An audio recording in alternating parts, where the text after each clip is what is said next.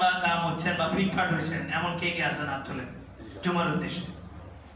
হাত নামান। 6টা সুন্নতি বলবো, আমার সাথে একটু হাত উঠাবেন, তারপরে এটার ফজিলতটা বলবো। জুমার জন্য নতুন কাপড় না, কাপড় চোপড়ের মধ্যে সবচেয়ে উত্তম কাপড় যেটা, ওটা পরছেন কে কে? হাত তোলেন। উত্তম কাপড় মানে আমার কাপড়গুলোর মধ্যে উত্তম কাপড়, নতুন না। হাত নামান।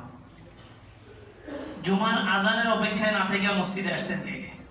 আজান দিলে যাব বা খুতবার সময় যাব এমন না, জুমার জন্য আজকে একটু আগে আগে গেলাম। মাশাআল্লাহ। পায়ে হাইটা মসজিদে আসছেন কে কে? মাশাআল্লাহ। আর ইমামের কাছাকাছি যতটুকু পারছেন বসছেন, মনোযোগ দিয়ে খুতবা শুনবেন, কোনো কথা বলবেন না। এই 6টা সুন্নাত যারা যারা করছেন বা করা হবে যাদের দ্বারা, আল্লাহ রাসূল বলেন লিকুল্লি খুতওয়াতিন, খুতওয়াতুন বলা হয় যে কদম। আমি এখান থেকে দরজা পর্যন্ত যাওয়ার জন্য 15 থেকে 20টা কদম দেওয়া লাগবে। এই 6টা সুন্নাত যে পালন করবে, বাড়ি থেকে, এটা সুইচটা দেওয়া হয়েছে নিচের, দেওয়া নেই,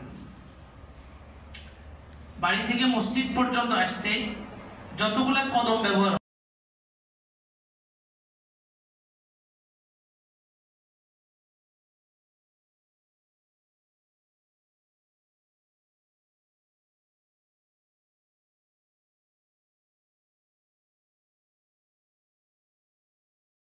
কদমে, তাহলে কতগুলা কদম দিছেন কিন্তু উপলব্ধি নেই। 1 বছরের সব মানে কি জানেন? 1 বছরের ইনকাম, সহজ ভাষায় বললাম আর কি। 1 বছরের সব মানে 1 বছর আপনি ইনকাম করলে যত টাকা কামাইতে পারবেন, এই ইনকামের টাকা দিয়ে আপনি যত কিছু কিনতে পারবেন দুনিয়াতে, এই 1 বছরের সব দিয়া আখেরাতের 1 বছরের ইনকাম, আখেরাতে আপনি এই নেকিগুলা দিয়ে তত কিছু কেনাকাটা করতে পারবেন। তো সাহাবায়ে কেরাম মসজিদে আসতেন কিভাবে জানেন? আস্তে আস্তে, 1 কদম 2 কদম, মানে কদম যত বেশি ফালানো যায়। আমরা তো ভিআইপি গাড়ি দাড়ি নিয়ে আসি,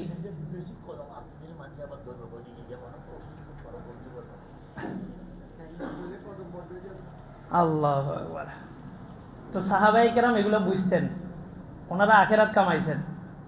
এখন যদি বলা হইতো যে প্রতি কদমে 1 বছরের কামাই দেওয়া হবে, আপনারা কি করতেন তাহলে? তখন কি মানুষে কি বলে ওটার দিকে তাকাইতেন না আস্তে আস্তে কদম দিতেন? এটা হচ্ছে আমরা দুনিয়া বুঝি, সাহাবায়ে কেরাম আখেরাত বুঝতেন। কে কি বলবে এটা সাহাবায়ে কেরাম বুঝতেন না, সাহাবায়ে কেরাম বুঝতেন আখেরাত।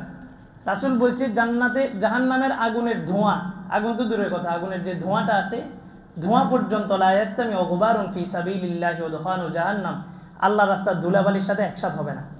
অর্থাৎ আল্লাহর রাস্তায় চলতে যায় যতগুলা ধুলাবালি তোমার পুরো শরীরে স্পর্শ করবে, এই শরীরের যত জায়গায় ধুলাবালি লাগবে তত জায়গায় জাহান্নামের আগুন তো দূরের কথা, ধোঁয়া পর্যন্ত লাগবে না। মজমাস হাদিসটা বলছে, সাহাবায়ে কেরাম দৌড় দিছে।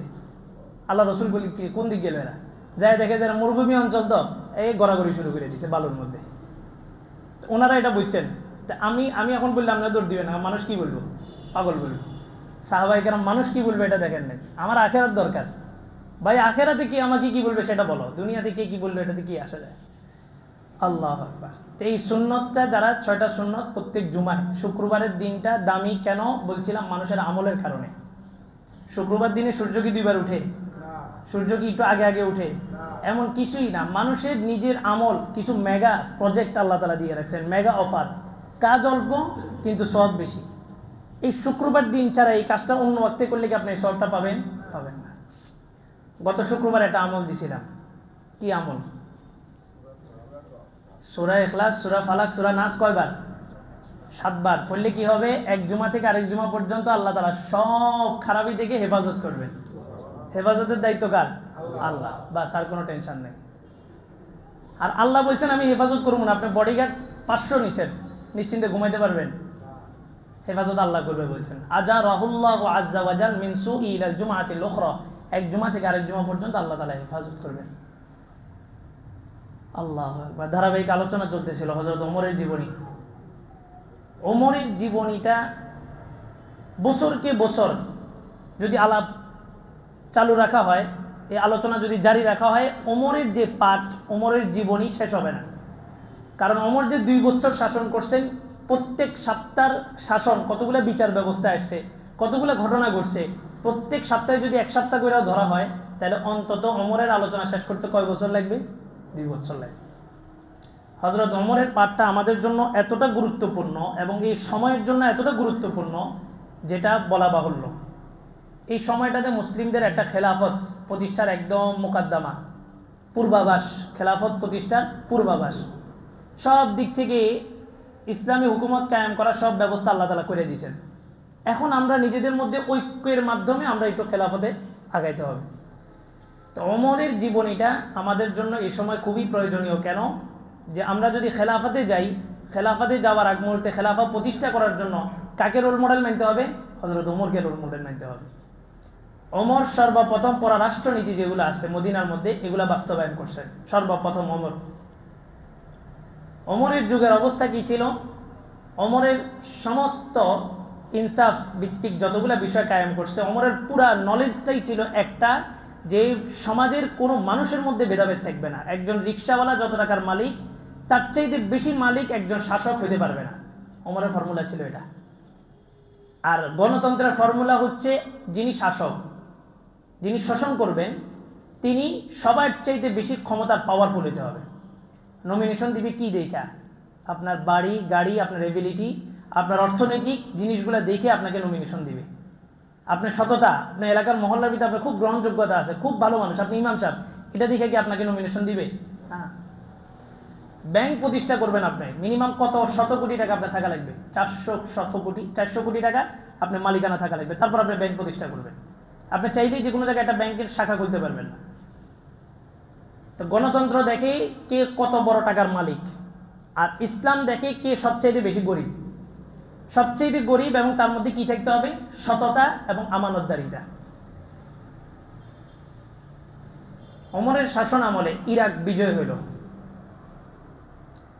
এবং হিমস একটা রাজধানী আছে ইরাকের, সিরিয়ার রাজধানী, একটা রাজধানী ধরা হয় অথবা শহরতলি যেটাকে বলা হয়, হিমস একটা জায়গা ছিল। তো সিরিয়া বিজয়ের পরে হযরত ওমর তার বিশ্বস্ত যারা সাহাবী ছিলেন, বিশ্বস্ত লোক যারা ছিলেন, তাদেরকে বিভিন্ন অঞ্চলের গভর্নরিং দায়িত্বে বসাইলেন, পোস্টিংয়ে বসাইলেন। হযরত ওমর কি দেখছেন? আমানতদারিতা এবং সততা। আর আমরা হযরত ওমরের জীবনীতে আলোচনা করছিলাম, যার মধ্যে সবচেয়ে বেশি জ্ঞান বেশি এবং সবচেয়ে বেশি তাকওয়া বেশি, সেই খেলাফতের উপযুক্ত।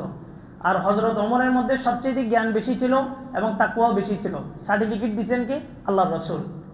রাসূল বলছেন যে আমি একদিন স্বপ্নের মধ্যে দেখলাম, আনা আশরাবুল লাবান, আমি দুধ পান করতেছি। আমি দুধ পান করলাম কোথা থেকে? আমার শাহাদাত আঙ্গুলের মাথা থেকে দুধ বের হইতেছে, আমি দুধ পান করতেছি। সাহাবায়ে কেরাম বললেন যে মাদা আউয়ালতাল লাবান, ইয়া রাসূলুল্লাহ, আপনি যে স্বপ্নের মধ্যে দুধ দেখছেন, দুধের ব্যাখ্যা আপনি কি করছেন?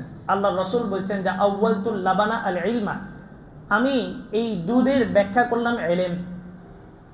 দুধ দেখা মানে কি দেখা?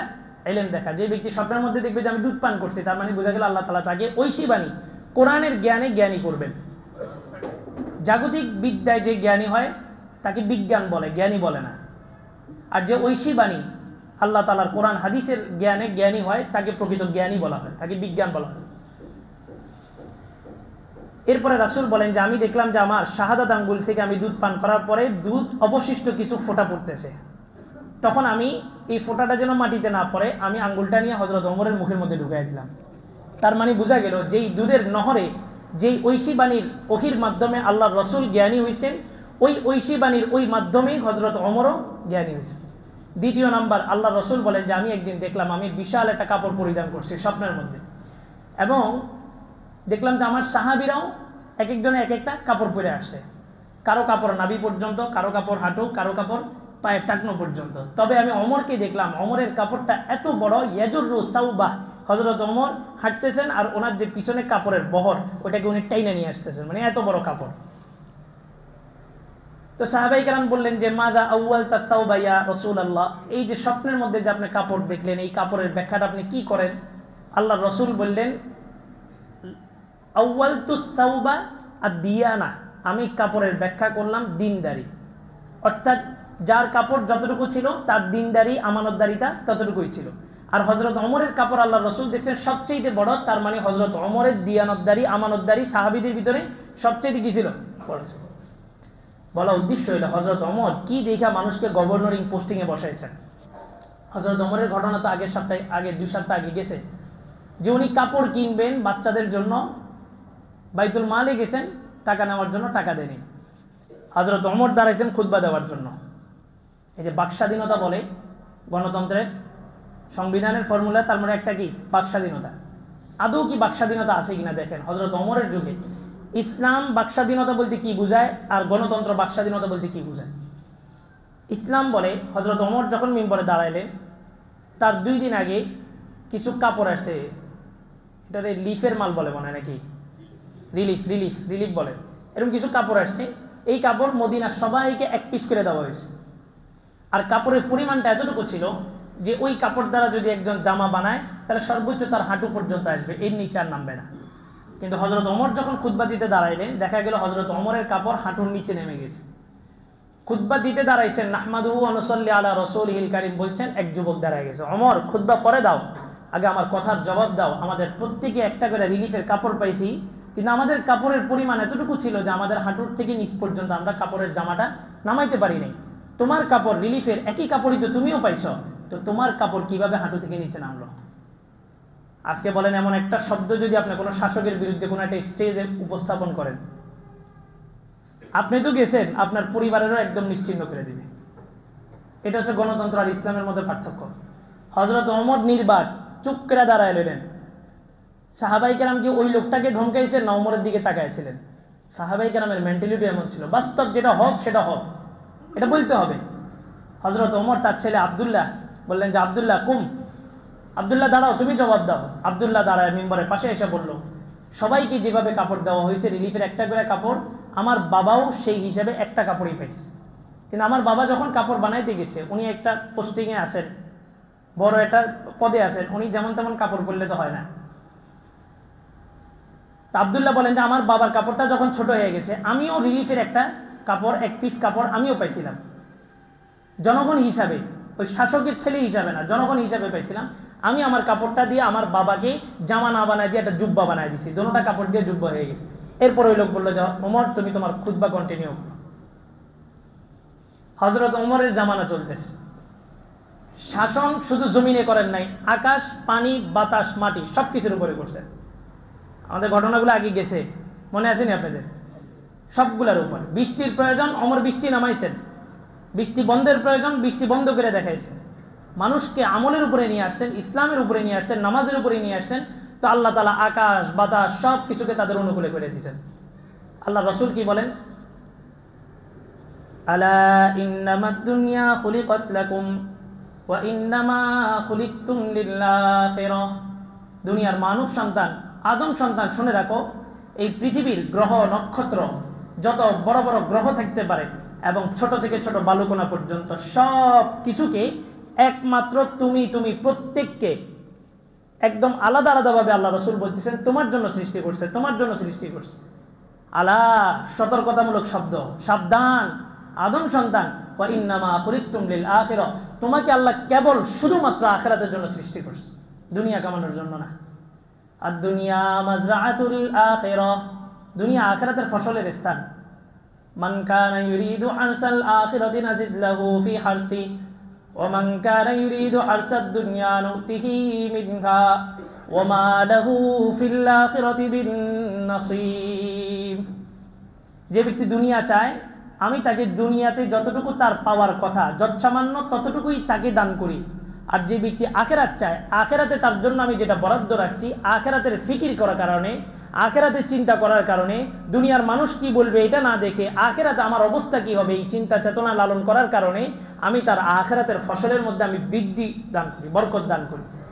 আর যে ব্যক্তি দুনিয়া চাবে তার চাওয়া উচিত ছিল কি আখিরাত, কিন্তু দুনিয়া চাওয়ার কারণে আল্লাহ বলেন যে এটা আমার পছন্দ হয় না, এই দুনিয়া চাওয়ার কারণে আখিরাতে তার জন্য যে আমি একটা বাজেট বরাদ্দ রাখছিলাম ওইটা আমি তার থেকে ছিনে আনি। ওমা লাহু ফিল আখিরাতি মিন নাসিব, কোনো অংশই তার জন্য আখিরাত রাখি না। এই জন্য আমাদের টার্গেট থাকবে কি আখিরাত। রাতে ঘুমায় যখন শয়নে যাব, বিছানায় যাওয়ার সময় কি হিসাব করব? আখিরাত। দুনিয়াতে এটা আমার চলার পথে আসবেই। কোটি টাকার মালিক হইলাম, এটার নাম রিজিক না, যেটা খাইতেছি এটার নাম রিজিক। রিজিক মানে কি 10 কোটি টাকা? না, রিজিক মানে আপনি যেটা খাচ্ছেন। 10 কোটি টাকার মালিক, তাই বলে কি তার খানা কি 10 বেলা? বরঞ্চ দেখা গেছে অন্যরা 3 বেলা খাইলে সে কয় বেলা খায়? 2 বেলা। ডাক্তার নিষেধ করে দিয়েছে। 2 বেলা বলতে কি? ভাত না, রুটি। গোশত মাছ তো প্রশ্নই নেই, সবজি, ভেজিটেবল। আল্লাহ রেস্ট্রিকশন জারি করে দিয়েছেন। আল্লাহ। তো রিজিক এটা আসবেই, আমার টার্গেট থাকবে কি আখিরাত। তাহলে দুনিয়া যেটা কামাইলাম এটা আমার সওয়াব, ব্যবসা করতেছি দুনিয়ার জন্য না, ব্যবসা করবো আখিরাতের জন্য। ব্যবসা কেন করবো? আল্লাহ রসুল ব্যবসার মাধ্যমেই নবুয়ত পাইছেন, আল্লাহ রসুল ব্যবসা করছেন। এখন অনেক হুজুরদের, আমাদেরই অনেকের মেন্টালিটি এমন, হুজুর ব্যবসা করলে বেমানান, মানায় নেই। অথচ রাসূলের নবুয়ত শুরু হয়েছে কিসের মাধ্যমে? ব্যবসার মাধ্যমে। ব্যবসাটা করবো সুন্নতে নিয়ে, আল্লাহ রসুল ব্যবসা করছেন। তাহলে কি হবে? আমি সকাল থেকে রাত 12টা পর্যন্ত ব্যবসার প্রতিষ্ঠানে সময় দিছি, ঠিক আখিরাতে যাওয়ার পরে দেখবো যে আমি সকাল থেকে রাত 12টা পর্যন্ত জিকিরের মধ্যে কাটাইছি। আল্লাহ তাআলা এই সময়টাকে শুধুমাত্র নিয়তের কারণে কি করবেন? সওয়াবের মাধ্যমে পরিবর্তন করে দেবেন।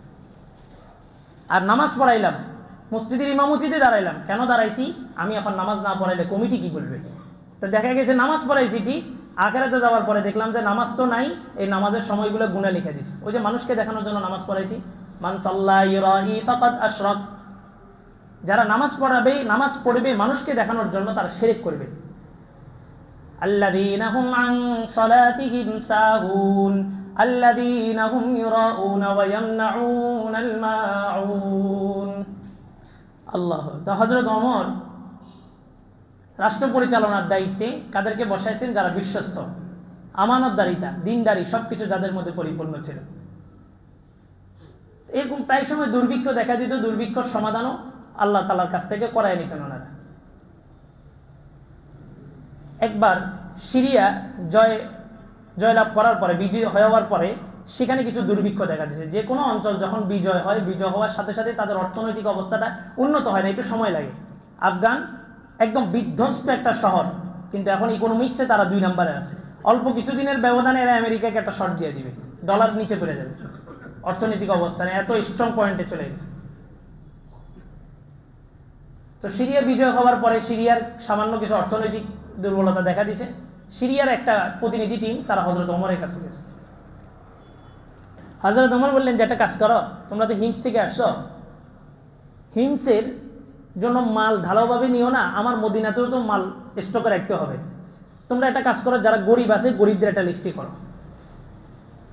আল্লাহু আকবার। গরিবদের একটা লিস্টি করছে, তারিখের কিতাবের মধ্যে কোনো কিতাবে 65 আসছে, কোনো কিতাবে 100+ আসছে, একটা লিস্টি করছে। কিন্তু আশ্চর্যজনক বিষয় হচ্ছে, হিমসের তৎকালীন গভর্নর ছিলেন সাঈদ ইবনে আমের আল জুহামি, যে নাকি হযরত ওমর নিযুক্ত করছেন। সাঈদ ইবনে আমের আল জুহামি লিস্টের মধ্যে গরিবদের, ফকিরদের, মিসকিনদের লিস্টের 1 নম্বরে নাম আসছে, যার তার নাম হচ্ছে সাঈদ ইবনে আমের আল জুহামি। চিন্তা করেন, সে একটা রাষ্ট্রের গভর্নর, হিমসের গভর্নর। হযরত ওমরের কাছে লিস্টি দেওয়া হলো। হযরত ওমর বললেন, সাঈদ ইবনে আমের আল জুহামি কে, যাকে আমি পাঠাইছি সে? তো বলে যে হ্যাঁ। ওমর মুস্কি হাসি দিয়ে বললেন, আমি রুকুম ফাকিরুকুম, তোমাদের আমির তোমাদের মধ্যে সবচেয়ে বেশি গরিব, এটা হচ্ছে ইসলাম। আর গণতন্ত্র কি বলে? তোমাদের আমির তোমাদের মধ্যে সবচেয়ে বেশি ধনী হতে হবে। তো শোষণের এক নিপীড়ন চলতেই থাকে, চলতেই থাকে, এটা কখনোই বন্ধ হয় না। আবুল মাল আব্দুল মুহিত অর্থমন্ত্রী ছিলেন। একটা পর্যায়ে এসে বলছে, খাও, খাইতেছো তো ঠিক আছে, একটু সহনীয় পর্যায়ে খাও। এই পরিমাণ খাইছে, কত টাকা লাগে আপনার জীবন জীবিকা নির্বাহ করার জন্য? এই পরিমাণ সম্পদ জোগাড় করছে যে 14 পুরুষ পর্যন্ত তারা খাইয়ে দিলে শেষ হবে। তো সে বলছে, খাও, একটু সহনীয় পর্যায়ে খাও।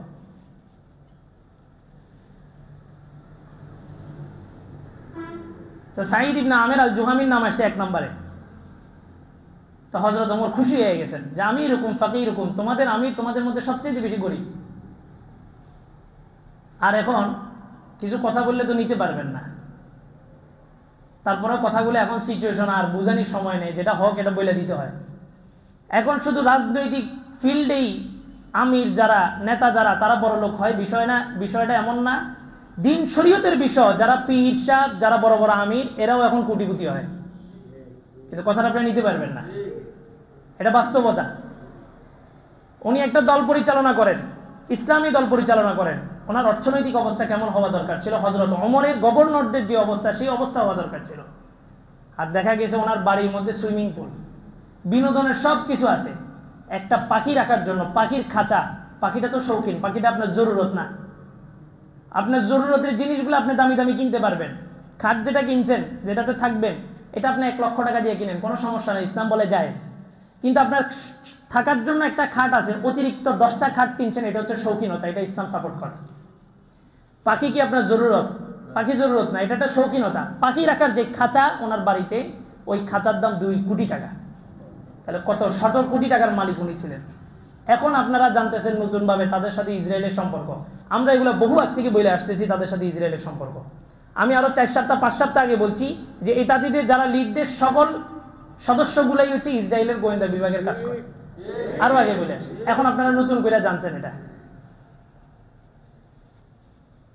তো ইসলাম যাদের মাধ্যমে ডেভেলপ হবে, যাদের মাধ্যমে প্রতিষ্ঠিত হবে ভুবনে, তাদের চরিত্র যদি এমন হয়, তো ইসলাম কার কাছে যায় নিরাপদ থাকবে? আমি হুজুর, আমার কাছে, আমি ইসলামের ডিলার, আমি ইসলামের ফেরিওয়ালা, আমি এখন বলতেছি আমার পানি পড়া নিতে হলে 500 টাকা, খতম নিতে আসলে খতমের রেট আছে অনেকগুলো, 10,000-এর রেট আছে, 15,000 আছে, 20,000, আপনি কোনটা পড়াবেন? আল্লাহ। ইসলাম কার কাছে নিরাপদ হবে বলেন? তা আল্লাহ তাআলা ইসলামটাকে এমন জায়গা থেকে আলোড়ন ছড়াইতেছেন যেটা আমাদের কল্পনাও আসে নাই। আজকে ভার্সিটির ছেলেরা আন্দোলন উঠাইতেছে সংবিধান পরিবর্তন হইতে হবে, অথচ এই আন্দোলনের ডাক আমি হুজুরের মুখ থেকে আসা দরকার ছিল। আজকে ভার্সিটির ছেলেরা ভারত বিরোধী আন্দোলনে তারা বলতেছে আমরা জিহাদ করব, অথচ এই কথাটা আমি হুজুর আমার মুখ থেকে আগে আসার দরকার ছিল। কোরআন শরীফ বললেই মানুষের মাথার মধ্যে আসে এটা খতম দেওয়ার জিনিস। কোরআন শরীফ বললেই মানুষের মাথার মধ্যে আসে সূরা ফাতিহা, সূরা ইখলাস, সূরা ফালাক, নাস, এগুলো পড়ে পানিতে দম করার জিনিস। অথচ এই কোরআন আল্লাহ তাআলা সংবিধান হিসেবে নাজিল করছেন, এটা কারো মাথার মধ্যে আসে না। এটা মানুষের মাথার মধ্যে দিবে কে? আমি হুজুর। আমি কোন হুজুর? আমি আমার কথা বলতেছি, আমার কথা। আমি হুজুরই তো আপনাদেরকে বলতে হবে যে এটা আপনার সংবিধান। আমি হুজুর আপনাকে বললাম যে এটার মধ্যে 3টা সূরা আছে, এটা পরে পানিতে ফু দিলে এটা হয়। আপনি ফু দিলে কাজ হবো না, আমি ফু দিলে কাজ হবে। আজকে মারামারি কোথায়? মুসলিম কাফের না মুসলিম মুসলিম? কেন কেন হইল? আল্লাহ আকবার। আলোচনাগুলো আমার আরো আগে থেকে আসতেছে, নতুন করে একটা জুমা তাদের জন্য বরাদ্দ করতে হবে। আমার জুমার ধারাবাহিক আলোচনা চলতেছে। খেলাফা কিভাবে প্রতিষ্ঠা হবে? খেলাফা কায়েম করার জন্য মুসলমানরাই একমাত্র কেন অথেন্টিক? অন্য কোনো ধর্ম কেন আগে বাড়তে পারবে না? আমরা যে বলি খেলাফা কায়েম হবে, খেলাফা, তো খেলাফা কি হিন্দুরা কায়েম করবে? এটা মুসলমানরা কায়েম করবে। ধর্ম নিরপেক্ষতা যদি সবাই সাপোর্ট করে, ইসলামও যদি বলে, তাহলে খেলাফা প্রতিষ্ঠার দাবি যেমনিভাবে মুসলমানরা করতে পারবে, এমনিভাবে তো হিন্দুও বলতে পারে যে আমি আমার ধর্ম প্রতিষ্ঠা করব। কিন্তু ইসলাম তাদেরকে কিভাবে প্রায়োরিটি দিবে? মসনদে ওই দলটাই যাবে যে দলটার উপরে সমস্ত ধর্ম নিরাপদ। যদি হিন্দু ধর্ম যায়, হিন্দু ধর্ম এটা প্রমাণ করতে হবে যে আমি ক্ষমতায় গেলে আমার কাছে মুসলমানরা নিরাপদ। কোথা থেকে প্রমাণ করবে? তাদের বেদ আছে, তাদের প্রোটেন আছে, যে সমস্ত কিতাবগুলো আছে ধর্মীয়, ওই সমস্ত কিতাবগুলো থেকে তারা প্রমাণ করতে হবে যে আমাদের কিতাব মুসলমানদেরকে নিরাপত্তা দিছে। আর যদি ইসলাম যায়, ইসলাম এটা প্রমাণ করতে হবে যে আমি ক্ষমতায় গেলে হিন্দু, বৌদ্ধ, খ্রিস্টান সবাই আমার কাছে নিরাপদ। কোথা থেকে প্রমাণ করবে? কোরআন হাদিস। এবার আসেন, যদি বলেন হিন্দুরা খেলাফতে গেলে কি হবে, হিন্দুরা মসনদে গেলে কি হবে? হিন্দুরা মসনদে কি হবে, গেলে কি হবে? শুধু ভারতের দিকে তাকান, পাশের রাষ্ট্র ভারতের দিকে তাকান। যদি হিন্দুরা যদি ক্ষমতায় যায়, এই হিন্দু গোষ্ঠী যদি মসনদে বসে, তো তারা সর্বপ্রথম তাদের মিশন থাকবে মসজিদগুলাকে মাটির সাথে মিশিয়ে দাও, মুসলমানগুলাকে শুধুমাত্র গরুর গোশত খাবার কারণে তাদেরকে হত্যা করো। অথচ ইসলাম কি বলে দেখেন, ইসলাম বলে ইসলাম যদি ক্ষমতায় থাকে, এই হিন্দুগুলা তারা ট্যাক্স দিবে। কি পরিমাণ ট্যাক্স দিবে সেটাও ইসলাম বলে দিছে। ইসলাম বলে যে তারা ট্যাক্স ওই পরিমাণ দিবে তাদের ইনকাম অনুপাতে। একজনের ইনকাম আছে 10,000, আমি তার উপরে ট্যাক্স চাপাই দিলাম 15,000, এটা হবে জুলুম। ইনকাম আছে 10,000, ইসলাম বলবে যে তাকে সেই জন্য স্বাবলম্বী না হইতে পারে, সেই জন্য আবার তোমার বিরুদ্ধে গর্জন না দিতে পারে, ওইভাবে তার কাছ থেকে ট্যাক্স নাও। ইসলাম বলবে সে ট্যাক্স দেওয়ার পরে তার মন্দির নিরাপদ, সে তোমার কাছে নিরাপদ। একজন মুসলমানকে হত্যা করলে যেমন গুনাহ হবে, যেমন শাস্তির আওতায় আনতে হবে, কোন মুসলমান যদি হিন্দু, বৌদ্ধ, খ্রিস্টান তাদের কাউকে যদি হত্যা করে, তাকেও একইভাবে আসামির কাঠগড়ায় দাঁড় করাইতে হবে। এটা বলে ইসলাম।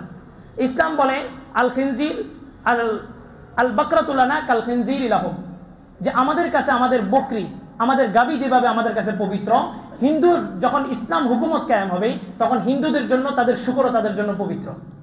আল খিল্লুলানা কাশারবিলাহুম কাশুরবিলাহুম, আমাদের জন্য যেমন শরবত আমাদের জন্য পবিত্র, ম্যাঙ্গো জুস আমাদের জন্য পবিত্র, ট্যাং শরবত, রু আফজা এগুলো যেমন আমাদের জন্য পবিত্র, হিন্দুরা যখন আমাদেরকে ট্যাক্স দিবে তখন তাদের জন্য তাদের মত তাদের জন্য পবিত্র হবে।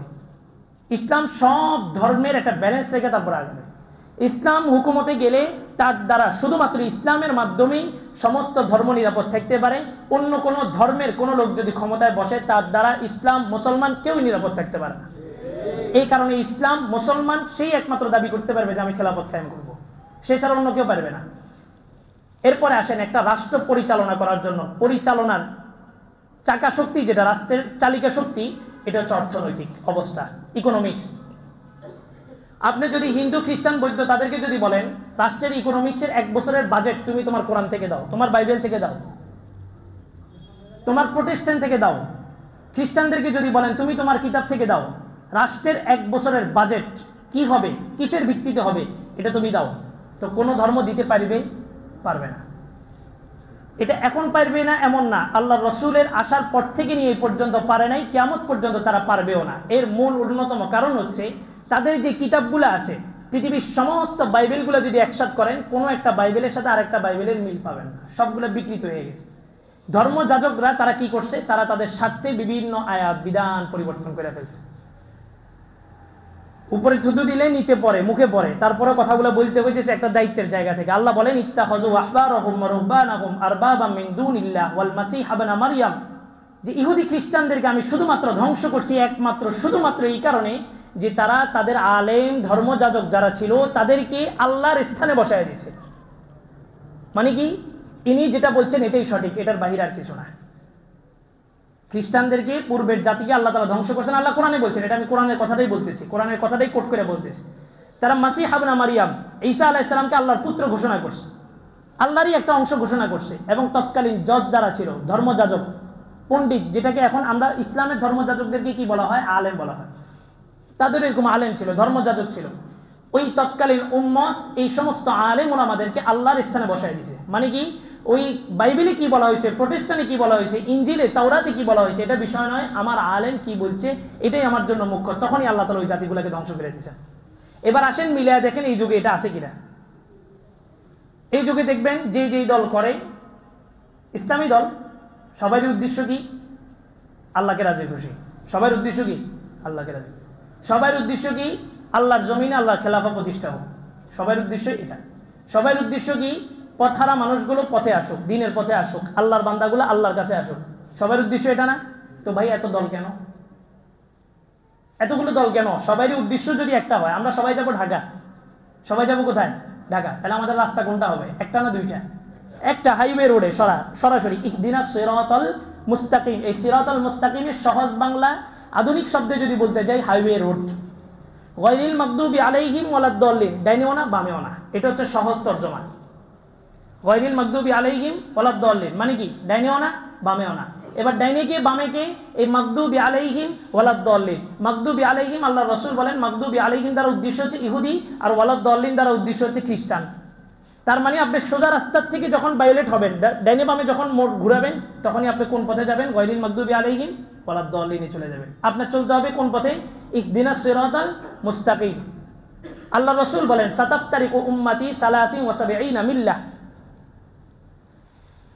বনি ইসরাইলের মধ্যে 72টা ফিরকা হয়েছে, অচিরেই আমার উম্মতের মধ্যে 73টা ফিরকা হবে। আমার উম্মতের মধ্যে না, আমার মানুষদের মধ্যে, আমার উম্মতের মধ্যে। তার মানে কি, শুধু মুসলমানদের মধ্যেই 73টা ফিরকা হবে, কাফের মুশরিক বেঈমান এগুলো তো বাদ। আল্লাহ রাসূল বলেছেন আল কুফফারু মিল্লাতুন ওয়াহিদা, কাফের মুশরিক বেঈমান সবাই এক, তাদের কোনো ধর্ম নাই, তারা সব এক। নাস্তিক বলেন, ইহুদি বলেন, খ্রিস্টান বলেন, সব কি এক। আর এই সমস্ত ধর্মগুলোর মোকাবেলায় একটা ধর্ম, সেটার নাম কি, ইসলাম। অথেন্টিক একমাত্র ধর্ম ইসলাম, আর কোনো ধর্ম নেই। আল্লাহ রাসূল বলেন এই ইসলামের মধ্যে 73টা ফিরকা হবে, কাফের মুশরিকের ভিতরে এই ইসলামের মধ্যে 73টা ফিরকা হবে। 73টা ফিরকা, আল্লাহ রাসূল বলেন কুল্লুহুম ফিন্নার ইল্লা ওয়াহিদা, সমস্ত দল জাহান্নামে যাবে, শুধুমাত্র একটা দল যারা জান্নাতে যাবে। কোন দল? মনে কষ্ট নিয়ে না, আমার এখানে বসছেন, আপনি মসজিদের বাহিরে আপনি তাবলিগি ছিলেন, মসজিদের বাহিরে আপনি জামাত ছিলেন, মসজিদের বাহিরে আপনি চরমনাই ছিলেন, আওয়ামী লীগ বিএনপি সব ছিলেন। কোথায়? মসজিদের বাহিরে। আমার এখানে আসছেন, নিরপেক্ষভাবে কথাটা শুনেন, আপনি হকটা বুঝতে পারবেন। এই যে একটা দল জান্নাতে যাবে, এই একটা দল কে? এবার আপনি যদি তাবলিগের ভাইদেরকে জিজ্ঞেস করেন একটা দলকে, তারা কি বলবে? যারা তাবলিগ করে তারা। আপনি জামাতের ভাইয়ের কাছে প্রশ্নটা রাখেন যে 72টা ফিরকা জাহান্নামে যাবে, একটা দল জান্নাতে যাবে, কারা? জামাত কি বলবে? আমরা। আপনি চরমনায়ের ভাইদের কাছে বলেন 72টা জাহান্নামে যাবে, একটা দল জান্নাতে যাবে, কারা? আমরা। সবাই দাবি করে কি? আমরা। কুল্লু হিজবিন বিমা লাদাইহিম ফারিহুন। আল্লাহ নিজেই বলতেছেন, বলে যে প্রত্যেক দলের কাছে যেটা আছে এটা নিয়ে সে খুশি। কে বলছেন? আল্লাহ। আমার কথা না, আমার সাথে আপনি যখন ডিবেট করবেন, কথা বলবেন, তখন আপনি আমার সাথে কোড নিয়ে কথা বলতে হবে, মারামারি না। যুক্তি তর্কে যারা হেরে যায়, যাদের কোনো যুক্তি নেই, প্রমাণ নাই, দলিল নেই, কোরআন হাদিসের কিছু নাই, তারা নিজেদেরকে হক প্রমাণ করার জন্য সর্বপ্রথম অস্ত্র ধরে। দেখেন নাই টঙ্গিতে যারা নিজেদেরকে হক প্রমাণ করতে গেছে, কি কোরআন হাদিস দিয়া না অস্ত্র দিয়া? অস্ত্র দিয়া। অস্ত্র দিয়ে যারা হক প্রমাণ করতে চায় তারা কি হক না বাতিল? বাতিল। অস্ত্র উঠানোর কারণেই তারা বাতিল, কোনো দলিল দলিলের দরকার নেই। আল্লাহ বলেন যে প্রত্যেকটা দলের কাছে যেটা আছে সে ওটা নিয়েই খুশি। তাহলে হুজুর তাবলীগ করা যাবে না, জামাত করা যাবে না, চরমনাই করা যাবে না? যাবে। আগে আপনি বুঝেন আপনি জামাত কি, আগে আপনি বুঝেন চরমনাই কি, আগে আপনি বুঝেন তাবলীগ কি, তারপরে করেন। দারুল উলুম দেওবন্দ ভারত উপমহাদেশ না পুরা বিশ্বের মধ্যে যদি মাদ্রাসার ইলমে দ্বীনের খেদমত যদি কারো করে থাকে, এক নম্বরে না যার নাম আসবে তার নাম কি? দারুল উলুম দেওবন্দ। ইসলামের একটা মার্কাজ। এই দারুল উলুম দেওবন্দের তাবলীগের এই গ্রুপ বলেন ওই গ্রুপ বলেন, দুটো গ্রুপ নিষিদ্ধ।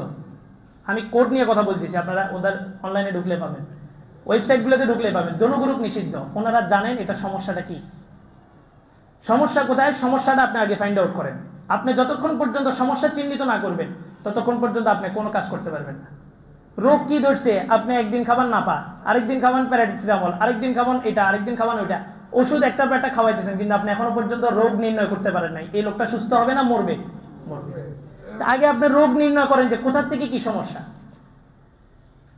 দাওয়াতের যে পদ্ধতি এটাও আল্লাহ রাসূলের যুগে ছিল, চরমনাইয়ের যে পদ্ধতি এটাও রাসূলের যুগে ছিল, জামাত খেলাফতে যাওয়ার জন্য যে পদ্ধতি এটাও রাসূলের যুগে ছিল।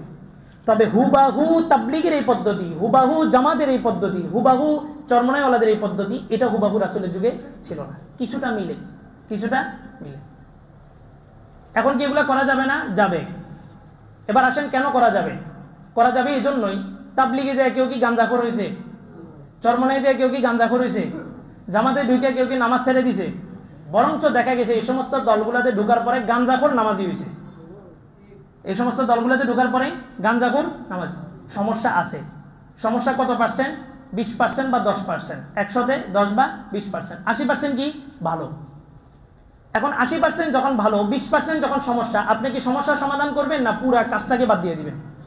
সমস্যাকে সমাধান করতে হবে। আরো সহজভাবে বুঝেন, মসজিদে আসলে জুমার সময় জুতা চুরি হয় না?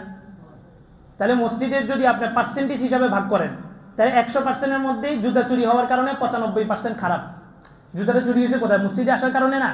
এখন 100%-এ ভাগ করলে 95% মসজিদ ভালো, 5% খারাপ। কেন? জুতা চুরি হইতেছে। এখন কি কেউ বলবে মসজিদ বন্ধ? বুঝেন নাই? সমস্যা সবগুলো দলেই আছে, জামাতেও আছে, চরমনাই আছে, তাবলীগেও আছে। এখন সমস্যার কারণে আপনি কি বলতে পারেন যে তাবলীগ নিষিদ্ধ? এটা কি বলা যাবে জামাত নিষিদ্ধ? এটা কি বলা যাবে চরমনাই নিষিদ্ধ? তাহলে মানুষ যারা বলছে তারা কেন বলছে? এটারও কারণ আছে। এখন মসজিদের কর্তৃপক্ষ এত ঢিলা ঢালা, প্রতি ওয়াক্তে জুতা চুরি হয়, প্রতি ওয়াক্তে জুতা চুরি হয়, জুতাও চুরি হয়, ফ্যানও চুরি হয়, সিসি ক্যামেরা চুরি হয়, যা আছে সব চুরি হয়, মেশিন টেশিন সব চুরি হয়। মসজিদে যারা কমিটিতে আছে বা যারা ইমাম মুয়াজ্জিন আছে সবাই একদম ঢিলা ঢালা। এবার পাবলিক কয় আর কত টাকা দিব, মসজিদ তো আরো আছে, এটা বন্ধ করে দাও। মসজিদ বন্ধ করার দাবি কখন উঠছে? যখন সমস্যার সমাধান করা যাইতেছে না, লাভের চেয়ে ক্ষতি বেশি হইতেছে, তখন সবাই কি বলছে? মসজিদ সহ বন্ধ করে দাও। এবার আসেন তাবলীগের চলমান সমস্যাটা কত বছর? প্রকাশ পাইছে 2013 সালে ঘরোয়াভাবে, বাহিরে আপনারা জানছেন 2017 সালে, মারামারি হয়েছে 2018 সালে, এখনো পর্যন্ত ওই মারামারি চলমান। এতদিন পর্যন্ত যেহেতু সমাধান করতে পারেন নাই, এই কারণে মানুষ কি বলছে? দোনো দলই বন্ধ করে দেয়। বুঝেন নাই? নিরপেক্ষভাবে কথাগুলো ধরেন। সমস্যা চলতেছে কত বছর? এত বছর তো সমস্যার সমাধান হওয়ার, এত বছর তো লাগার কথা না। এত বছর আপনারা যদি 2018 সালের মারামারির পরে যদি পদক্ষেপ নিতেন ভালোভাবে, তাহলে কি গত পরশু দিন আমার 4 জন ভাই শহীদ হইতো? হতো না। আপনারা সমাধান করতে পারতেছেন না, এই কারণে মানুষ বলে যে ভাই তাবলীগের কাজের দরকার নাই, অন্তত মানুষ তার জীবন নিয়ে বাঁচুক, দোনো কাজ বন্ধ করে দেন। কথাটা বুঝছেন? কোন সময় বলছে? যখন আপনি সমাধানে ব্যর্থ। এবার আসেন সমাধানে ব্যর্থ কেন? ইতাতিদের মূল সমস্যা কোথায়? ইতাতিরাও তাবলীগের 6 নম্বরের কাজ করে, আবার ওই ফাজাইলে আমল ওনাদের যে সংবিধান তাবলিগের, এটাকে আমি সংবিধান বলি। কারণ কি জানেন, আপনি একজন তাবলিগের ভাইকে জিজ্ঞেস করেন, ভাই ফাজাইলে আমল বছরে কত দিনে খতম দেন? উনি বলবে যে আমাদের মসজিদে প্রতিদিন রেগুলার তালিম হয় তো প্রতি 3 মাস অন্তত ফাজাইলে আমল একটা খতম হয়ে যায়। এবার ওনারাই জিজ্ঞেস করেন, ভাই আমার আল্লাহর কালাম, আল্লাহর যে সংবিধান আমাকে দিছে, এই কোরআন শরীফ আপনি বছরে কতবার খতম দেন? তো বলবে যে কোরআন শরীফ তো পড়তে পারি না, ইমাম সাহেবের পিছনে তারাবি করে খতম দিই। এই কারণে আমি বলি যে এটা হচ্ছে তাবলিগের সংবিধান। অথচ এই তাবলিগের মানুষগুলো জানেই না ফাজাইলে আমল গুরুত্বপূর্ণ না ইলিয়াস সাহেবের মালফুজাত যেটা গুরুত্বপূর্ণ। যিনি কাজটাকে আবিষ্কার করছেন এই তাবলিগের, ওনার নাম হচ্ছে কি মাওলানা ইলিয়াস কান্দলবি রহমতুল্লাহ আলাইহি। কোথার সন্তান? দাউলুম দেওবন্দের সন্তান। এই তাবলিগ আপনারা তো এখন গাট্টি নিয়ে ঢুকেন মসজিদে, বাস আরাম করে শুয়ে পড়েন। আপনি জানেন না এই তাবলিগের কাজ প্রতিটা মসজিদে মসজিদে কিভাবে বাস্তবায়ন করছে। এই বাস্তবায়ন করতে যায় আলেমরা কি পরিমাণ রক্ত ঝরাইছে আপনি এটা জানেনই না।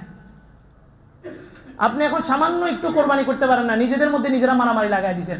অথচ এই কাজকে 100 বছর পর্যন্ত লাস্টিং করছে ওলামায়ে কেরাম, কতটা রক্ত ঝরাইছে এটা আপনার কল্পনাও নেই। কত মসজিদে গেছে গাট্টি সব পুকুরে ফেলাই দিছে। পুরা বাংলাদেশের ওলামায়ে কেরাম তাবলিগ নিয়ে লেখালেখি করছে, বয়ানে বলছে, তারপরে যে আপনি তাবলিগ পাইছেন।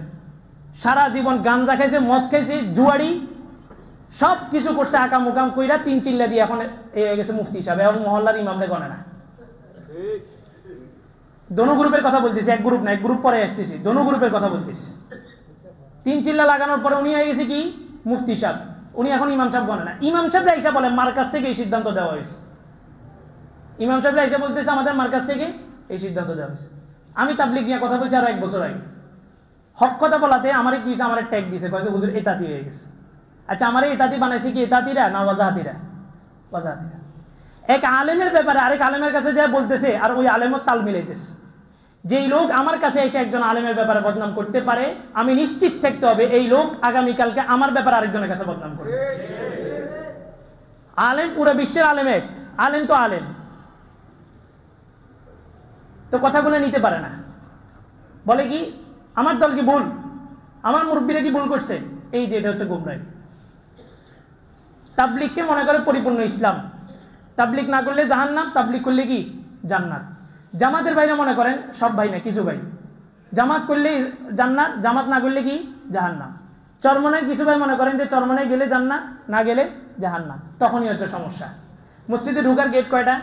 2টা। এখন কেউ যদি এই গেটে দাঁড়াইছে যে এক গেট দিয়ে ঢুকতে হবে আর কোনো গেট দিয়ে ঢুকলে নামাজ হবে না, তো আপনারা কি করবেন? মারবেন। অনুরূপভাবে জামাত বলেন, চরমনাই বলেন, তাবলিগ বলেন, আহলে হাদিস বলেন, যারাই আছে সবার উদ্দেশ্য কি? আল্লাহকে পাওয়া, কিন্তু রাস্তা তরিকা পদ্ধতি ভিন্ন। এক একজন এক একভাবে চেষ্টা করতেছে। সবগুলা মিলে ইসলাম, কোনো একটা ইসলাম নয়। আপনি যখন মনে করবেন তাবলিগই একমাত্র ইসলাম, তাবলিগের বাইরে আর কোনো ইসলাম নাই, তখন আপনি গুমরাহির মধ্যে আসেন। তখন আপনি ব্যক্তি পূজার মধ্যে ঢুকছেন। যেই কারণে এতাতি ধ্বংস হয়েছে ওই কারণে আপনিও গুমরাহ। এতাতি গুমরা হয়েছে কেন? সে মনে করছে সাত চাপ ছাড়া তাবলিগ চলবে না। তাহলে সাত চাপে কার সমকক্ষ দাঁড় করাইছে? আল্লাহর সমকক্ষ। ইহুদি খ্রিস্টানরা মনে করছে আমাদের ধর্মীয় আলেমরা ছাড়া এই ধর্ম টিকবে না, তাহলে ধর্মীয় আলেমদেরকে কার সমকক্ষ দাঁড় করাইছে? আল্লাহর সমকক্ষ। আল্লাহ বলেন যে আমি এদেরকে ধ্বংস করে দিচ্ছি। সাত গ্রুপটা খারাপ হওয়ার মূল কারণ কি? তারা সাত চাপকে মনে করছে একমাত্র আলেম, যার উপরে আর কোনো আলেম নাই। সাত চাপ যেটা বলে এটাই সঠিক, এটা কোরআন হাদিস বিরোধী হইলেও সাত চাপের বক্তব্য সঠিক। এই কারণে তারা গুমরাহ। আপনার ভিতরে যদি এখনো পর্যন্ত এই জিনিসটা থাকে, আমার মার্কাজ যেটা বলছে ওইটাই অথেন্টিক, আমার তাবলিগের মুরব্বী যেটা বলছে এটাই অথেন্টিক, তো মনে রাখেন আপনিও সাত চাপের ইতাআতি করার কারণে যারা গুমরাহ, আপনিও একই কারণে গুমরাহ। এবার আসেন সমাধান কোথায়? সাত চাপের বিষয়টা হচ্ছে কি? সরাসরি কোরআন হাদিস বিরোধী। আল্লাহ বলছেন ওয়াশাউইরহুম ফিল আমর ফাইজা আযামতা ফাতাওয়াক্কাল আলাল্লাহ। তোমরা যে কোনো কাজ করবা পরামর্শ করো। আরে শোনো বান্দা, পরামর্শটা এতটা গুরুত্বপূর্ণ। আমি আল্লাহর জন্য কোনো কাজ করতে পরামর্শের প্রয়োজন হয় না, কিন্তু আমি আল্লাহ তোমার মতো আশরাফুল মাখলুকাতকে সৃষ্টি করতে যায় তোমার চাইতে নিম্ন, তোমার চাইতে নিচু ফেরেশতার সাথে কি করছি? পরামর্শ করছি। আল্লাহর কি কোনো কিছুর পরামর্শের দরকার আছে? তারপরেও আল্লাহ করছেন, কারণ কি? পরামর্শের গুরুত্ব বুঝাইছেন। এরপর আল্লাহ তাআলা, আল্লাহ রাসূল বলেন লা ইসলামা ইল্লা বিজামাআতিন ওয়ালা জামাআতা ইল্লা বিইমারাতিন ওয়ালা ইমারাতা ইল্লা বিতাআতিন। কোনো ইসলামী দল চলতে পারে না জামাতবদ্ধ হওয়া ছাড়া, আর কোনো জামাত চলতে পারে না একজন আমির ছাড়া, আর কোনো আমির পরিচালনা হতে পারে না তার অনুসরণ ছাড়া। তাহলে ইসলাম বলতেছে যে কোনো কাজ তোমরা কি করবা? পরামর্শ করে করবা। আর সাত সাহেবের বক্তব্য হচ্ছে কোনো পরামর্শের দরকার নাই, আমি যেটা বলবো সেটাই। তাহলে উনি সরাসরি কিসের বিরুদ্ধে অবস্থান? কোরআন এবং হাদিসের বিরুদ্ধে অবস্থান। ওনার এই সমস্ত গুমরাহিগুলা বলার পরেও কিছু লোক তার অনুসরণ করে। এবার আসেন হুজুর, তারা যেহেতু মুসলমান তাদের জন্য দোয়া করেন, তাদের হেদায়েতের পথে তাদেরকে ডাকেন। স্পষ্টভাবে শুনে রাখেন, এখন পর্যন্ত আজও পর্যন্ত যারা তাদের সাথে আছে এদের হেদায়েত হওয়াটা 90% নিশ্চিত হেদায়েত হবে না। কারণ কি? আল্লাহ রসুলের যুগে অনেক কাফের ছিল না? আল্লাহ তাআলা আয়াত নাযিল করলেন, ওয়াসাওয়াউন আলাইহিম আনজারতাহুম আম লাম তুনজিরহুম লা ইউমিনুন। কিছু কিছু কাফেরের ব্যাপারে আল্লাহ বললেন, নবী আপনি দাওয়াত দেন না দেন এরা ঈমান আনবে না। এটা একটা অযৌক্তিক মনে হইতে পারে না আপনার কাছে? কি রে, সব কাফের তো সমান, তাহলে আল্লাহ তাআলা নবীকে কেন পাঠাইলেন? নবীকে পাঠানোর পরে আল্লাহ তাআলা বলতেছেন, নবী আপনি ভয় দেখান বা না দেখান, লা ইউমিনুন, তারা ঈমান আনবে না। কেন? ফাতানাল্লাহু আলা কুলুবিহিম ওয়া আলা সামঈহিম ওয়া আলা আবসারিহিম গিশাওয়া। আল্লাহ এদের দিল, কান, চোখের উপরে, কানের উপরে পর্দা ঢেলে দিয়েছেন। কেন জানেন? সব কাফের নবীদের সাথে বেয়াদবি করেন নাই। যে সমস্ত কাফেরগুলো নবীদের সাথে বেয়াদবি করছে আল্লাহ তাদের ব্যাপারে বলছেন এদের আর কি হবে না? হেদায়েত হবে না। একই কারণ কোরআনের কোড দিয়ে আমি আপনাদেরকে বলতেছি, এই সমস্ত ইতাআতিগুলা সরাসরি এতদিন এরা আলেমদের বিরুদ্ধে অবস্থান ছিল। এরা নিজেরাও জানে না যে এদের উপরে ভর করে ওই আওয়ামী সন্ত্রাসী বাহিনী এদের উপরে ভর করে এই কার্যক্রমগুলো পরিচালনা করছে। এরা ভারতের একটা এজেন্ডা বাস্তবায়ন করতেছে, এরা নিজেরাও বুঝে নেই। এই যে ওলামাদের বিরুদ্ধে সরাসরি অবস্থান নিয়ে 50,000-এর একটা টিম নিয়ে মাত্র 3 থেকে 4,000 একটা বাহিনীর উপর এরকম নৃশংস হামলা চালাইছে। আমার দুইজন ওস্তাদ, দুজনের কাছে আমি পড়ছি, কারি জুবাইর সাহেব এবং ওসমান সাহেব। ওনাদের ওই চিত্র দেখে তখন আমার পরিস্থিতি কি হয়েছে এটা আমি কাউকে বুঝাইতে পারব না। আমার কাছে আসছে মহল্লার লোকেরা, এসে বললো যে হুজুর আমরা 5 দফা দাবি নিয়ে স্মারকলিপি লিখছি। আমার কাছে স্মারকলিপি এখন এখানে রাখা আছে। আমি বলছি 5 দফায় গেলে আমি নাই, আপনাদের বিরোধিতা করবো। 1 দফায় আসবেন, আমি আসি। ঢাকা থেকে দাবি জানানো হয়েছে 9 দফা। আমি বলছি একটাও বাস্তবায়ন হবে না। বাস্তবতা বুঝি না, এত শত ঘটনা ঘটার পর আমাদের দেমাগ খুলে না কেন এটা বুঝি না। আপনি আসেন, আমি তাফসীরে আলোচনা বুঝাইছিলাম যে গণতন্ত্রের একটা পলিটিক্যাল একটা ফর্মুলা হচ্ছে তারা শয়তানকেও খুশি রাখে, আল্লাহরেও খুশি রাখে। মনে করেন আওয়ামী লীগ নেতৃত্বে থাকা অবস্থায় জামাত বিএনপি মারামারি শুরু করছে। আওয়ামী লীগ কি করবে? জামাতকেও জামাতের মতো ঠান্ডা করবে, বিএনপিকে বিএনপির মতো ঠান্ডা করবে। এটা হচ্ছে রাজনৈতিক একটা পলিসি। সে কাউকে বিপক্ষ দল বানাবে না, সে সবাইকে হাতে রাখবে। মনে করেন আপনাদের এই পাবলিক হেলথ আর বিরিঞ্চি মারামারি হয়েছে, প্রশাসন আসলে কি করবে? দোনো দলকে মিটাই দিবে। ওই দলকে বলবে যে আসলে এরা খারাপ, আর আপনাদেরকে বলবে আসলে ওরা খারাপ। দোনো দলকে হাতে রাখবে, কোনো দলকে তারা নাখুশি করবে না। এখন কথা হলো হুজুর 5 দফা দাবিতে কি সমস্যা? আসেন সমস্যাগুলো ফাইন্ড আউট করেন। 2013 সালে আমাদের হেফাজতের আন্দোলন সাকসেস হয়েছে? হয়নি। কয় দফা দাবি ছিল? 13 দফা। 13 দফা দাবির মধ্যে 2-4টা মানছে, বাকি একটাও মানে নাই। আর আমরা হেফাজতিরা যাই কি করছি? মাশাআল্লাহ আপনি তো আমাদের কমই জনান, আমাদেরকে সার্টিফিকেট দিয়েছেন। শেষ, রক্তের সাথে গাদ্দারি করছি। এমন কথাগুলো সুস্পষ্টভাবে বলতেছি, আমরাই আমাদের রক্তের সাথে গাদ্দারি করছি। হেফাজতের যে লোকগুলো মারা গেছে এদের ব্যাপারে তো আমরা ব্রিফিং দিতেও আমরা কষ্ট হইতেছে, আদৌ কি মারা গেছে কিনা, নিজেরাই সংসারের মধ্যে আছি। এরপরে কি হলো? জুলাই বিপ্লবের দিকে তাকান। জুলাই বিপ্লব সাকসেস হয়েছে কখন? সর্বশেষ। আগে দফা ছিল কয়টা? 9 দফা। 9 দফা সাকসেস হয়েছে? হয় নাই। 9 দফা বাদ আসছে কয় দফায়?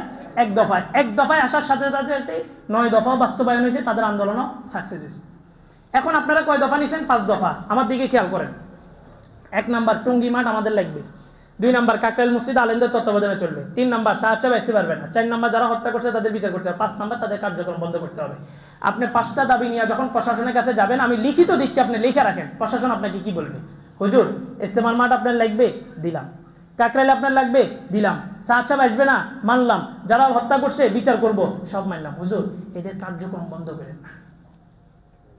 এবার আপনি আসেন, আপনি এসে কি বলবেন? ওহ প্রশাসন আমাদের 4টা মানছে, একটা মানে না তো কি? সার্জিস আলম আর একটা কি হাসনাত বলছে কি আমরা ইত্যাদিদের সাথে যোগাযোগ করছি, তাদেরকে স্পষ্ট ভাষায় বলছি যে আপনারা যদি ইস্তেমার মাঠে ঢুকেন তাহলে আমরা আপনাদের সাথে নাই। নেটে আসছে না এটা? সার্জিস এবং হাসনাত এই কথা বলছে, তো বলার পরে তারা হামলা করছে। এবার কিছু হুজুগি আছে, সুশীল এসে বলে যে দেখছেন সার্জিস এবং হাসনাত তারা দুজন আলেমদের সাথে আছে। অথচ এই কথার একটু ব্যাকগ্রাউন্ডটা চিন্তা করলে আপনি স্পষ্ট হবে তারা কি বলছে। তাহলে তোমাদের সাথে আমরা নাই, তার মানে কি বোঝা গেল? ইস্তেমার মাঠে ঢোকার আগ পর্যন্ত তোমাদের সাথে আমরা আছি। এই জিনিসটা বোঝেন না। সার্জিস এবং হাসনাত দুজন ওয়াসিফের ছেলে, উসামার ক্লাসমেট। থেকে তাদের সাথে সম্পর্ক আসা যাওয়া করতেছে। আপনারা কয়জন তাদের সাথে যে সম্পর্ক রাখছেন? মারামারি করছেন, এখন সমাধান করতে গেছেন কাদের কাছে? তাদের লোকের কাছে। এটা কেমন হয়ে গেল? কয় যে খেলাফা কায়েম করবো আমরা, বাংলার জমিনে কি করবো? কেমনে কায়েম করবেন? কয় নির্বাচনের মাধ্যমে। নির্বাচন এটা গণতান্ত্রিক একটা প্রক্রিয়া। আপনি কায়েম করবেন কি? খেলাফত। আপনি দাঁড়াইছেন কিসে? নমিনেশনে। জামাত 4 জোটের আমলে ক্ষমতায় গেছে না? সংবিধান থেকে বিসমিল্লাহ উঠানিটা বন্ধ করতে পারছে? পারে নাই। জামাতের নমিনেশন বাতিল করছে, বলছে নমিনেশন চাও, চাই, 40% নারী দিতে হবে, দিছে না? কথা বলে না। জামাত 40% নারী মানছে কিনা? মানছে। এটা হচ্ছে একটা মেশিন, এটার মধ্যে যেই ঢুকবে আপনার যত বড় আল্লামা হন, আপনাকে গণতন্ত্রের মাধ্যমে সে ওই দিক দিয়ে বের করবে। খেলাফা প্রতিষ্ঠা করতে হলে আবার নির্বাচনের প্রক্রিয়া কেন যাবেন? আপনি আফগানের দিকে তাকায় দেখেন খেলাফা কিভাবে প্রতিষ্ঠা হয়েছে, সিরিয়ার দিকে তাকায় দেখেন খেলাফা কিভাবে প্রতিষ্ঠা হয়েছে। শিক্ষা নিতে হবে। সংবিধান পাল্টান, সংবিধানের রুল আগে পাল্টান, সংবিধান ঠিক করেন, তারপর আপনি খেলাফায় যান। আমি খেলাফা প্রতিষ্ঠা করবো, তাহলে আমি যখন ক্ষমতায় বসবো আমাকে একটা ইয়া পড়ানো হবে না, অঙ্গীকারনামা। অঙ্গীকারনামার মধ্যে কি লেখা আছে? বাংলাদেশের সংবিধানকে মান্য করি আমি বাংলাদেশ পরিচালনা করবো। তো ইমান আছে? ইমান আছে? বাংলাদেশের সংবিধানকে আমাদের ইসলাম পক্ষে না ইসলাম বিরোধী? আপনি যে এখানে বললেন এটাকে আমি সম্মান করব, এটাকে সর্বোচ্চ আসনে বসায় এটার আইন বাস্তবায়ন করবো, ইমান কোথায় গেল? এখন সাদপন্থীদের বিরুদ্ধে স্মারকলিপি জমা দিবে কার কাছে? তাদেরই লোকের কাছে। কাদের কাছে? তাদেরই লোকের কাছে। আমি বলছি আপনি যখন 5 দফা নিবেন বা 9 দফা ঢাকা থেকে দিছে, 4 দফা বাস্তবায়ন হবে, এমন একটা বাস্তবায়ন করবে না যেটার মাধ্যমে আপনার 4 দফাও বাতিল হয়ে যাবে। তাদের কার্যক্রম যদি বন্ধ না করেন তাহলে তারা কি করবে? আপনার ইস্তেমা নিয়ে আবার ষড়যন্ত্র করবে, আপনার কাকরাইল নিয়ে আবার ষড়যন্ত্র করবে, সাদ সাহেবকে আনা নিয়ে আবার ষড়যন্ত্র করবে। তাদের হত্যার বিচার না হওয়ার কারণে তারা আবার হত্যা করবে। 18 সালে কি কঠিন এক ভয়াবহ পরিস্থিতি আমি ওখানে সচক্ষে দেখে আসছি। আমরা তো ফিল্ডে থেকে কাজ করি, আপনারা তো অনলাইন কিবোর্ড মুজাহিদ এখানে এসে বসে লেকচার দিয়ে যান। বাস্তবতা ধরেন, 1 ঘন্টা সময় ফেনী চিটাং, এটা হচ্ছে একটা উল্লেখযোগ্য একটা পয়েন্ট। কাজের কাজে আসেন, বলে যে আল্লাহ তাআলা সাহায্য করবে। তারা ময়দানে গেছে অস্ত্র নিয়ে, আপনি গেছেন তাসবিহ আর লাঠি নিয়ে, আল্লাহ বুঝি সাহায্য করবো? আল্লাহ আপনাকে সাহায্য করবে? আল্লাহ তো বলছেন ওয়াইদু লাহুম মাসতাতাতুম মিন কুওয়া, তুমি তোমার সামর্থ্য অনুযায়ী তোমার শক্তি অর্জন করো। বদর প্রান্তরে আল্লাহ সাহায্য করছেন কিভাবে? এক পাশে ছিল মানুষ, এ পাশেও মানুষ কম।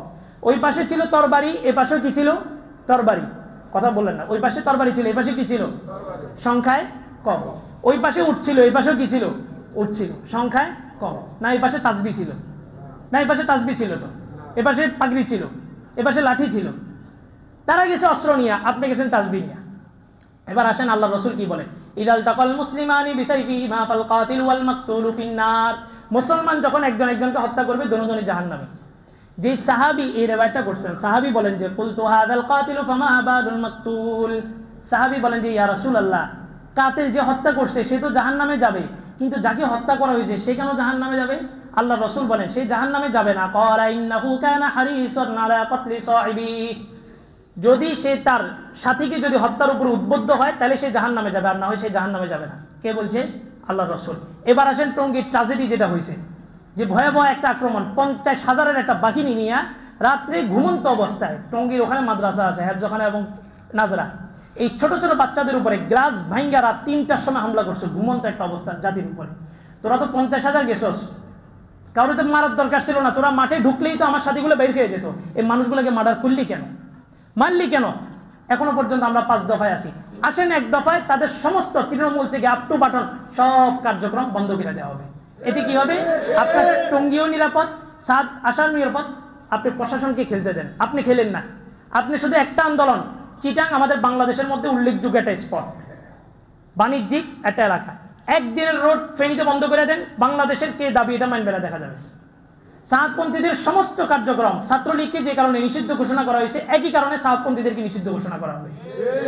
একদিন রাস্তা ব্লক করেন, 2018 সাল থেকে তারা মারতেছে, আপনারা মার খেয়ে যেতেছেন। এই কারণে আমরা বলি যে দোনো গ্রুপ বন্ধ করে দেন, কার্যকরী পদক্ষেপে আসেন, আর না হয় আমরা আপনাদের বিরুদ্ধে অবস্থান করব। আল্লাহ তাআলা কি বলেন? ওয়া ইন তাইফাতানি মিনাল মুমিনিনা ইকতাতালু ফাআসলিহু বাইনাহুমা।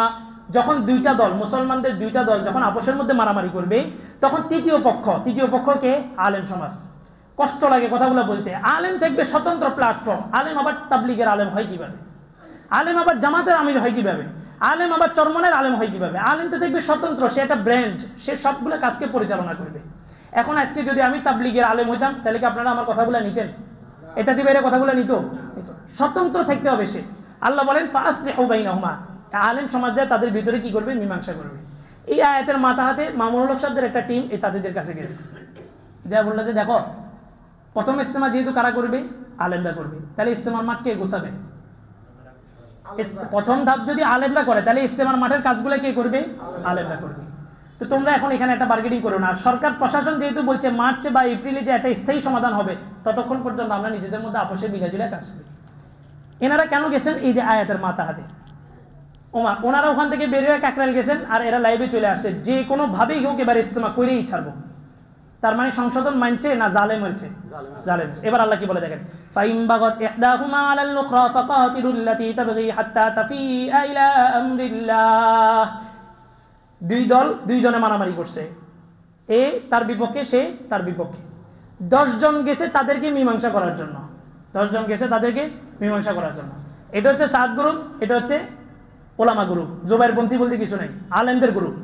চরমনায় বিশ্বাস সেদিন কোথায় গেছে? কাকরাইলে গেছে। এখন যে দ্বন্দ্বটা, এটা শুধু তাবলীগের দ্বন্দ্ব না, এটা পুরো ইসলামের একটা হুমকির মুখে ফেলায় দেওয়া। আর সবসময় মনে রাখবেন, ইসলামের শত্রু যে, সে আপনার দেশেরও শত্রু। এটা মনে রাখবেন, যে ইসলামের শত্রু সে আপনার দেশেরও শত্রু। এবার আপনি বিএনপি হন, যেটাই হন, যেই দলেরই হন, এই ইসলামের শত্রু মানে কি? আপনারও শত্রু। তা আলেমরা যখন সমাধানে গেছে, এরা সমাধানের দিকে যায়নি। আল্লাহ বলেন যে যখন এক দল মানবে না, তখন তোমরা কি করবা? যেই দল মাজলুম, যাদের উপরে জুলুম করা হয়, তাদের পক্ষ নিয়ে জালেমের বিপক্ষে তোমরা ঝাঁপায় পড়বা। এতদিন এদের মারামারি ছিল একজনের বিপক্ষে, এখন 10 জন গেছে মীমাংসা করতে। 10 জনের কথা না মানার কারণে আল্লাহ বলছেন এই 10 জন ওই একজনের পক্ষে যায় কয়জন হবে? 11 জন। এবার তুমি এতক্ষণ মারামারি করছো একজনের বিরুদ্ধে, এবার আসো আমরা 10 জন সহ সে 11 জন হয়েছে, এবার আসো খেলতে। এবার আসো কতটুকু খেলতে পারো। আলটিমেটাম দিতে হবে। এই সমস্ত দাবি দুবা দিয়ে কিছু না। আমি আমার মহল্লার কথা বলতেছি। আমার মহল্লার যে চিহ্নিত কয়েকজন সাদপন্থী আছেন, আমার ওস্তাদের গায়ের উপরে হাত উঠানো হয়েছে, আমার ভাইদের গায়ের উপরে হাত উঠানো হয়েছে। এটা বসে থাকার কিছু না। ইন্নামাল মুমিনুনা ইখওয়া, আল মুসলিম আকুল মুসলিম। আমার আপন ভাইকে মারলে আমি কি করতাম? এটা বুঝে না। এরা আলটিমেটাম দিছে কি? আগামীকালকে লং মার্চ করবো। কেন আগামীকাল? আপনার ভাইরা এসে আপনার বাড়ির ভিতরে কোবায় গেছে, আপনি বলবেন কালকে দেখালুমো না এখনই দেখালুমো? ওরা ফজরের আগে মারছে, ফজরের পরে আমরা তাদের জানাজার উদ্দেশ্যে সেদিকে রওনা দেওয়া দরকার ছিল। একবারে সমাধান হবে, নাহলে 18-তে মার খেয়েছে, 21-এ মার খেয়েছে, 22, 23, 24-এ মার খেয়েছে। এই স্থায়ী সমাধান যদি না হয় 25, 26 প্রতি বছরে বছরে তারা মেরে খাবে। সমাধানের দিকে আসেন। দাবি কয়টা হবে? একটা। তাদের সমস্ত কার্যক্রম বন্ধ থাকবে, বাস। এক দফা দাবিতে আসেন, 5 দফার দরকার নেই। এক দফা বাস্তবায়ন করেন। এরা তো নিষিদ্ধ হলো রাষ্ট্রীয়ভাবে। এবার এরা কয়দিন পরে মনে করেন আন্দোলনে নামলো, ইস্তেমার মাঠ দখল বা সাত সাহেবরা আনার ব্যাপারে। খেলবে কে? প্রশাসন। খেলবে কে? প্রশাসন। আপনার খেলার দরকার নেই, আপনার টেনশনও করার দরকার নেই। আপনাকে প্রটোকল দিবে প্রশাসন। আগে তাকে প্রশাসনিকভাবে নিষিদ্ধ ঘোষণা করেন। এক দাবিতে আসেন, এক দফায় আসেন। বাস্তবায়ন না হলে ঢাকা চিটাগাং রোড ব্লক করে দেন। যেটা যেভাবে করতে হবে। আল্লাহ সাহায্য আসবে কিভাবে? আপনার বিপক্ষ টিম আপনার জন্য মিসাইল রেডি করছে, বন্দুক রেডি করছে, আর আপনি তাসবিহ নিয়ে গেছেন তাদের সাথে যুদ্ধ করতে। দোনো দলের অস্ত্র সমান থাকবে, সংখ্যায় কম থাকবে, তারপর আল্লাহ বিজয় দিবে। আমার মহল্লায় যারা আছেন এটা দিবেই, 2 দিনের সময় দিচ্ছি। নিজেদের অবস্থান পরিষ্কার করবেন, অথবা এটাতে সমস্ত কার্যক্রম থেকে আপনারা বিরত থাকবেন।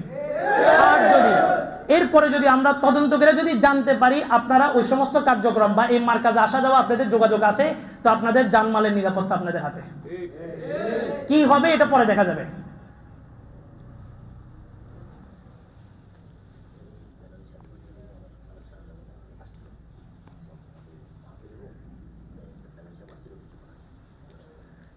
ওই পাইলটের মাহফিলটা, পাইলটের একটা 3 দিন ব্যাপী মাহফিল।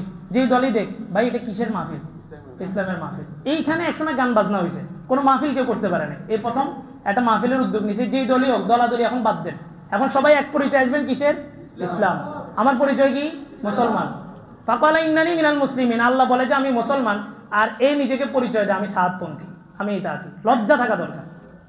আজকে হিন্দু পিনাকি ভুট্টা জিনিসটা স্পষ্ট বুঝে, আর এই মুসলমানগুলো বুঝে না। আল্লাহ এদের ব্যাপারে আর আপোষের কোনো অবস্থান নাই। যেখানে এরা আলেমদের রক্ত ঝরায় ফেলছে, এখানে আর কোনো আপোষের অবস্থান নাই। এখানে এখন তরবারির বিপরীতে তরবারি দিয়েই তাদেরকে জবাব দেওয়া হবে। কোনো কার্যক্রমে যদি কোনো অবস্থাতে দেখা হয়, আমরা এরপরে আশপাশের ইমামরা হয়তো আজকে বা কালকের ভিতরে আমরা বৈঠক বসবো।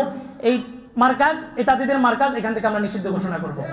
আপনাদের সেন্টিমেন্ট থাকতে হবে। তাবলীগের ভাইদেরকে বলতেছি, আলেম কি বলে ওটার পক্ষে আসেন, ইমাম কি সিদ্ধান্ত দিচ্ছে ওটার পক্ষে আসেন, আপনার মার্কাজ রাখেন।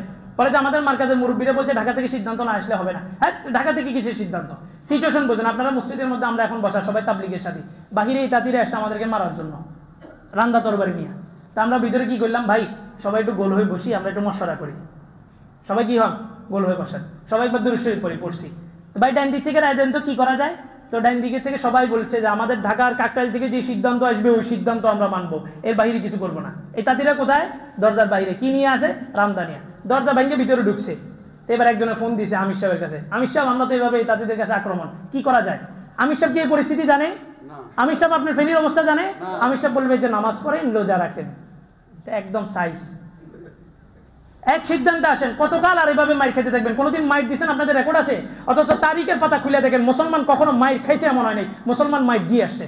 বদর যুদ্ধে আল্লাহ রসুল বেড়েছেন সুফিয়ানের, আবু সুফিয়ানের 50 জনের কাফেলা আসছে এদেরকে আটকানোর জন্য, ব্যবসায়ী কাফেলা। তো 50 জনের কাফেলা আটকানোর জন্য কি 100 জন দরকার আছে? তারপর 313 জন গেছে। বদর প্রান্তরে যাওয়ার আগেই আবু সুফিয়ান খবর পেয়ে চলে গেছে মক্কায়। মক্কা থেকে 1000 বাহিনী এসে উপস্থিত। আল্লাহ রসুল বললেন কোনো সমস্যা নেই, আমরা কখনো যুদ্ধের ময়দান থেকে ভেঙে গেছি, এটা আমাদের জন্য ইতিহাস না হয়। ইতিহাস রচনা করছে, মাত্র 14 জন সাহাবী শাহাদাত বরণ করছে। বদরের এক ইতিহাস মুসলমানদের জন্য মাইল ফলক ফেলাই গেছে। সারা জীবন খালি ডিফেন্স করবেন নাকি? আক্রমণ কবে করবেন? এখন এটা ইসলামের লেবাস ধরলেও সে কখনো মুসলমান হতে পারে না। আল্লাহ রসুল বলছেন তার হাতে মুসলমানের রক্ত ঝরছে, সে কখনো মুসলমান হতে পারে না। এই ইহুদি, খ্রিস্টান এবং আমেরিকা, ভারত আমাদের চোখে যেভাবে দেখি আমরা, আজকের পর থেকে এই ইতাতিদের বিরুদ্ধেও আমাদের একই অবস্থান থাকবে। ভারতের বিরুদ্ধে আমাদের আন্দোলন যেমন চলমান থাকবে, যেভাবে আগ্রাসনী অবস্থান আমরা ধারণ করব, এই ইতাতিদের বিরুদ্ধে আমাদের আগ্রাসনী অবস্থান চলছে, চলমান থাকবে। আল্লাহ তাআলা সবাইকে কথাগুলো বুঝার আমল করার তৌফিক দান।